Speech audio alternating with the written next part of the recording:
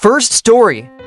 One morning at the office, the boss calls over an employee and says sternly, "Yesterday, you said you were taking the day off to see a doctor, but I saw you at the football stadium." The employee, without missing a beat, replies, "I wasn't lying, sir. My doctor was playing left wing in that match." The boss just stared speechless, probably trying to decide whether to laugh or fire him. Next story. A company CEO came down to attend an annual review meeting at a subsidiary. Before leaving, his super careful secretary prepared his speech meticulously. Later that afternoon, the CEO complained, "Why is your speech so long and repetitive? I kept reading and everyone in the audience was yawning, some even snoring." The secretary quickly replied, "Oops, I forgot to tell you.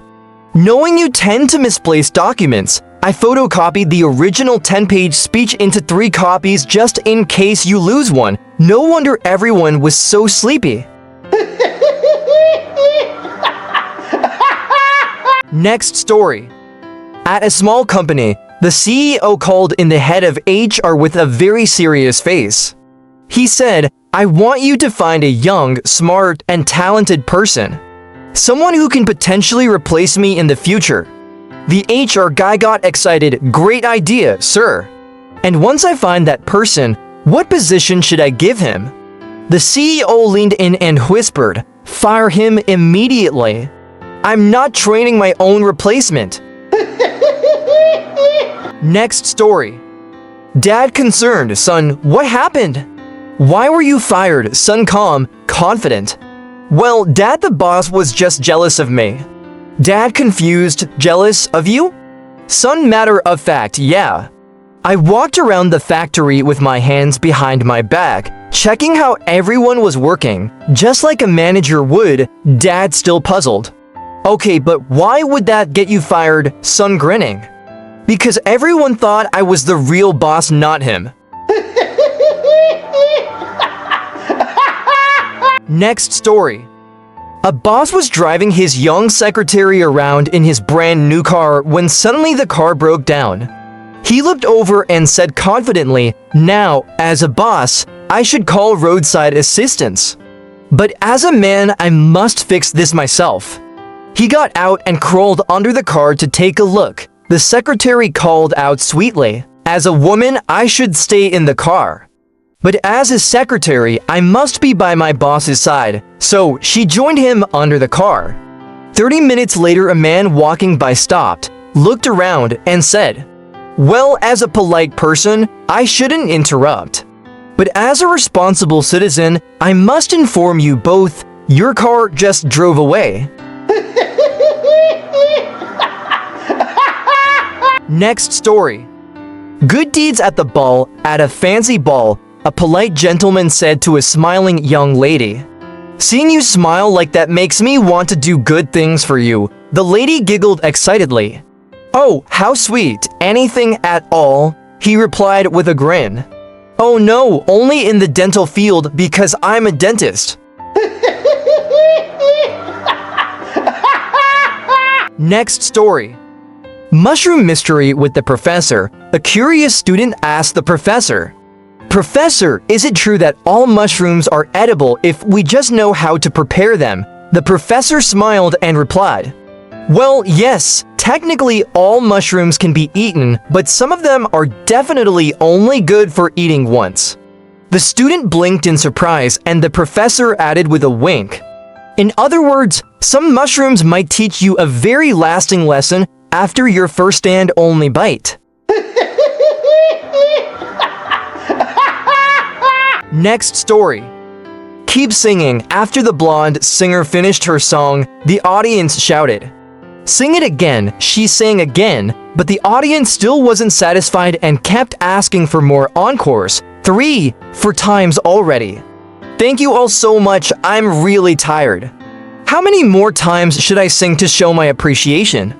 The audience shouted back, "Until you finally know the lyrics."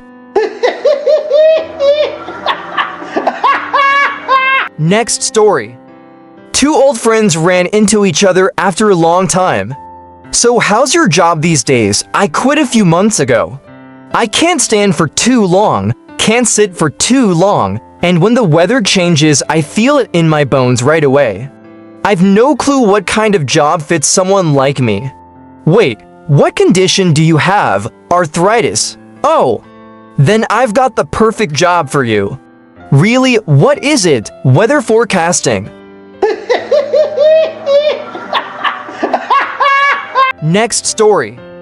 Two old classmates ran into each other after years apart. They hugged, laughed, and started catching up. So, how's business these days? One asked, nothing too crazy. But hey, some days I hold billions in my hands. What? No way, you're holding billions. What do you do? Can I join you? The man smirked and replied, I sell lottery tickets. They both burst into laughter. Because hey, technically he wasn't lying. Next story. The lightning report, the boss asks the employee. Boss, where's the report I asked for this morning? Employee, I'm currently in the process of finalizing it, sir. Boss, all morning I've seen you drinking coffee and scrolling through Facebook. Employee, that's part of the process, gathering inspiration and warming up my brain before finishing it. Next story. Condensed to the point, while editing a junior reporter's story, the editor-in-chief called him in for a stern talk. Editor, this story should have been told in 50 words. You wrote 500. Do you have any idea how much that space costs in print? Go back and condense it? After a lot of cutting, trimming, and word dieting, the final news piece was published as Jake M. from Chicago on May 22nd used a lighter to check if there was gas left in the tank. There was. Jake was 30. Next story. The coffee effect. A tired-looking man checked out of a cheap motel and approached the owner. Guest, I couldn't sleep at all last night after drinking the coffee you served me. Owner proudly, must have been too strong, huh? Guest sighing, no, it was so bad that I spent the entire night running back and forth to the bathroom. Next story. The trick to stop complaints. Give them more work. John, the owner of a seafood export company, was known for being strict and stingy. One day, he realized his employees were so busy they barely had time to breathe. A friend remarked, your employees are complaining a lot. John thought for a moment. Maybe I need to make some changes. The friend agreed, exactly. When something's wrong, it needs to be fixed. John nodded and said, you're right. I'll adjust the workload so they have time to complain.